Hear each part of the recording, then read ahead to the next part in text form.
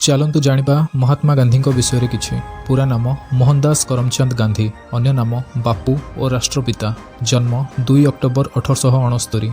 जन्मस्थान पोरबंदर गुजरात। पिता करमचंद गांधी, माता पुतुलीबाई गांधी, पत्नी कस्तूरबा गांधी। संतान हरिलाल, मणिलाल, रामदास और देवदास। शिक्षा 10म अल्फ्रेड हाईस्कूल राजकोट, 12श सामल दास कॉलेज भावनगर, आईन the inner temple in London. पेशा वकिल, राजनीतिक नैतिकतावादी और लेखक। प्रसिद्धि भारत को ब्रिटिश शासन स्वतंत्र करने एवं भारत को स्वाधीनता देवा अभियान नेतृत्व। प्रसिद्ध आंदोलन असहयोग आंदोलन 1920-22, लवण सत्याग्रह बा दांडी यात्रा 1930 एवं भारत छाड़ आंदोलन 1942। मृत्युर कारण हत्या। हत्याकारी नाथुराम विनायक गोडसे। हत्या तारीख 30 जनवरी 1948। हत्या समय संध्या 5:17। हत्या स्थान बिरला हाउस दिल्ली। स्मरण राजघाट गांधी स्मृति नूआदिल्ली।